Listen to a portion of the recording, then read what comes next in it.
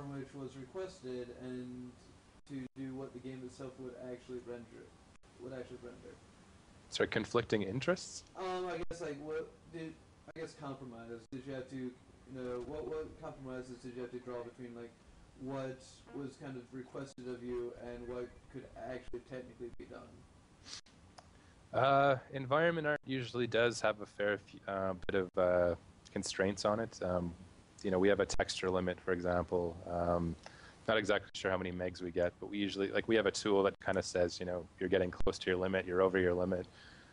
Character art does as well to a degree, but you are constrained to a certain amount of parts per level. If one piece of rubble counts as a part, and I think we had 2,000 parts or something like that per shot. So we can't have 3,000 pieces of rubble because it just doesn't work.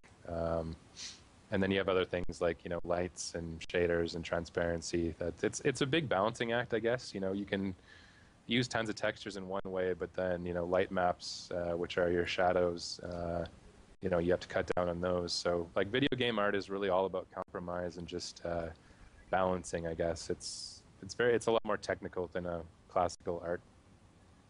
Now, one thing I've been wondering is how does everyone kind of decide on a specific aesthetic for the game?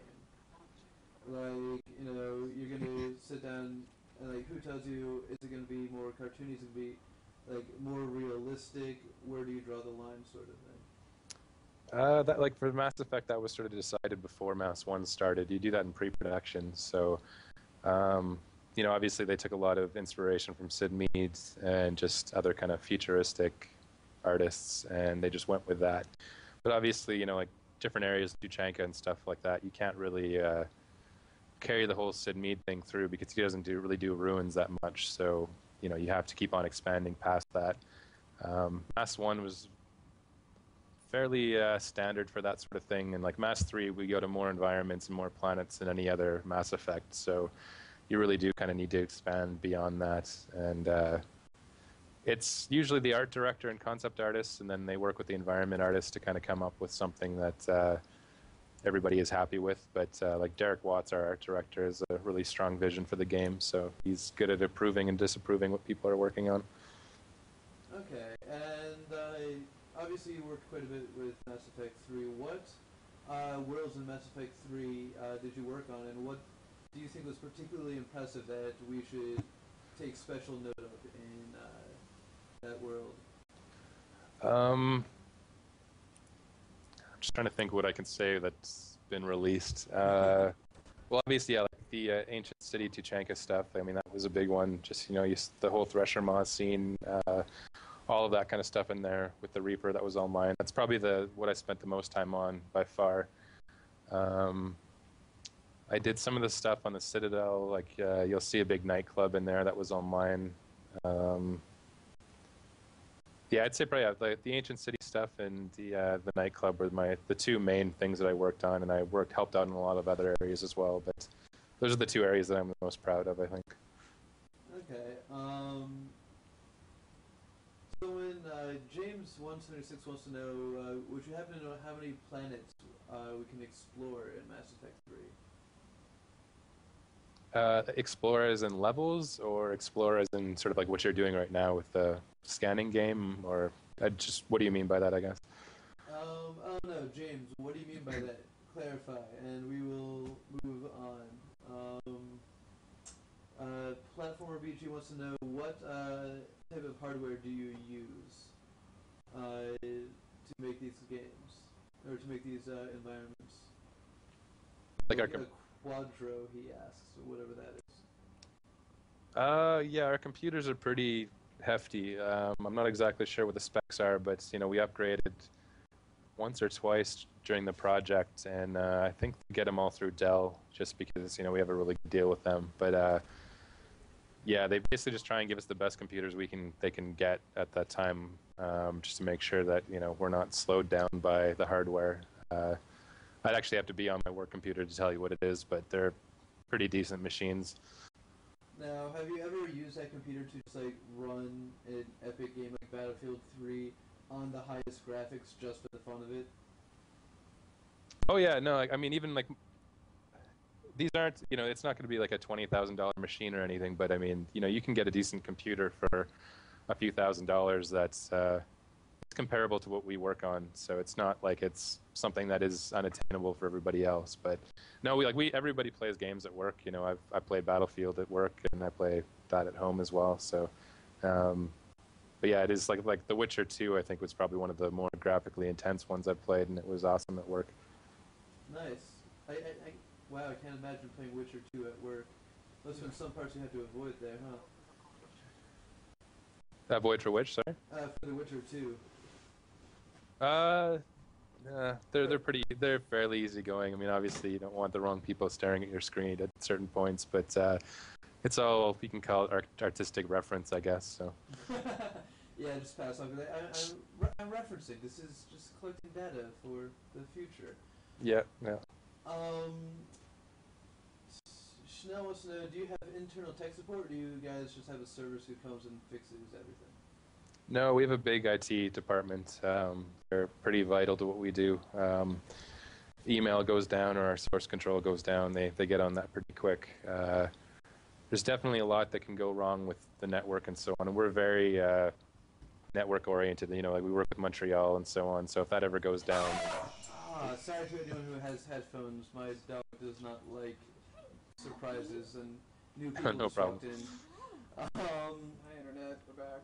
Yeah, I'm talking right now with senior environment artist Boyd McKenzie. Awesome. Hi, Boyd.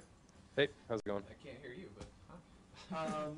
Yeah, so Thea wants to know again, what's it like working at BioWare? Daily life there? How many hours a day do they have you working on projects? BioWare's really good. Like I said, I've worked at probably 5 or 6 different companies, and BioWare's really nice. It's great kind of project that everybody's going to love and really be into. I've worked on projects in the past where you really put your heart and soul into a project, and if nobody's ever heard of it, that's a little bit soul destroying in some ways. But BioWare is pretty awesome for that. We have an amazing fan base, and they always sell really well, so that's great to see. And as for hours a day in a project, like I said, I get in, I guess 8 in the morning. I leave 5:30 at night, and I just work away at the levels and whatever they have me tasked to do. Awesome. Bass Wolf wants to know, what is your favorite part about making levels?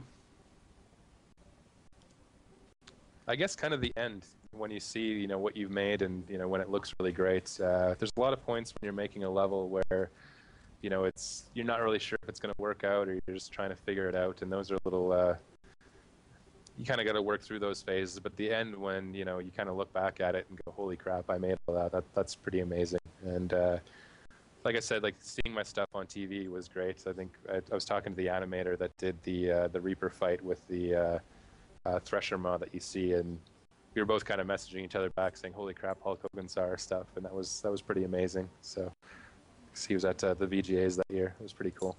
Mm-hmm. And I'm kind of curious, how much time do you spend in an animator program, or like a specific level design program, and how much of what you do involves coding? I guess it depends on your definition of coding. Like I make my own shaders, for example, but that's kind of code. I guess that's sort of like artistic code. But there's like hardcore coders that I mean, they're magicians. I don't even know what they do. Like I couldn't even tell. But they make stuff for us that makes our art look awesome, and that's about as far as I know. But yeah, there's a lot of different sort of levels of coding, I guess you could say. So I do a little bit of that, but it really depends on what I'm doing at the time. Okay. All right. Meat Lord wants to know how many planets will we actually be able to walk on? I guess as a clarification to Chanel's question earlier. I wouldn't be able to give you that exact number. Like I said, yeah, it's hard. No, it's just hard to say. Like I haven't played through the full game yet, because when we're working on it, I kind of have my head down trying to make my stuff look great, and I've actually kind of delayed playing the game because I really want to play with my own characters at home, because I'm a big fan. But the actual number of planets, I couldn't even tell you. It's there are quite a few, and you definitely see more than you've seen in the past. So that's about as far as I know. Okay, nice. So,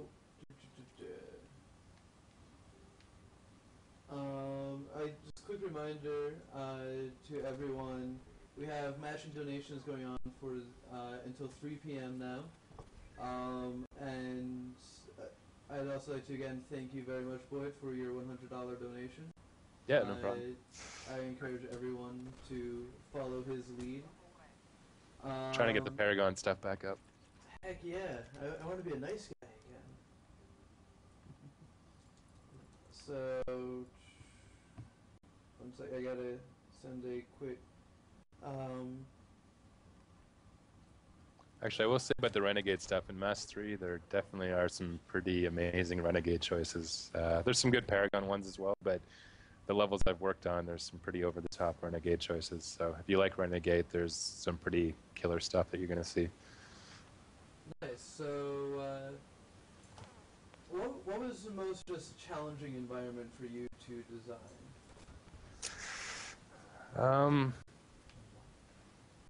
I'd say initially, I mean, I didn't design it, but like working on the collector stuff on Mass 2 was definitely challenging. We had a lot of different guys working on that because it was just so different. Like, you know, no one had ever really done that before at BioWare. You know, like it's definitely was a very different environment. So just trying to figure out how to do the crazy organic stuff was very different.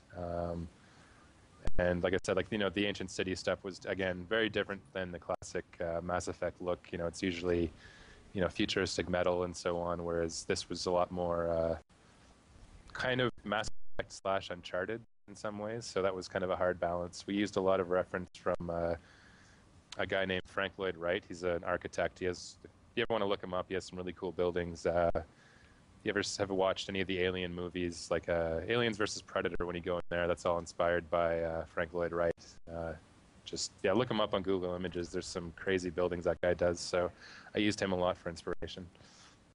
Nice. Now, who are some of your favorite concept artists? Like, do you just, you know, in your downtime, kind of browse through a bunch of artists that you like, and you just kind of mentally keep in mind that sort of stuff to kind of pull on for inspiration in the future, or you know, what's your kind of relationship with artists? For concept art, it's almost not really based off of a specific artist. I'll go through different concept art sites, and if I see one image I like, I kind of save it, and you know, I might try and make some art based off of that, some 3D stuff off of that 2D image. But there's no one really specific. It's basically more of like a per image thing. You know, if there's something cool I like about this one, I'll take elements of that and take elements of another one. But yeah, obviously, like, you know, Frank Lloyd, Sid Mead is amazing. You know, we got a lot of inspiration from him for Mass Effect. So.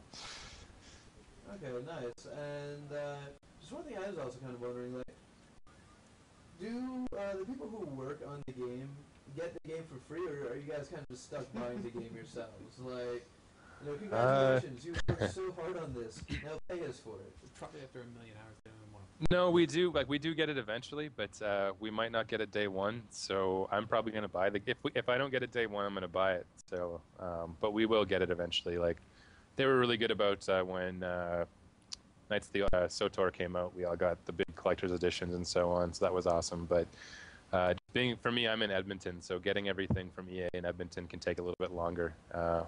So depending on what game it is or how the supply is going, sometimes we get it on day one, other times we don't. And if we don't get it day one, I usually just buy it because I'm a huge fan. So. Okay, nice.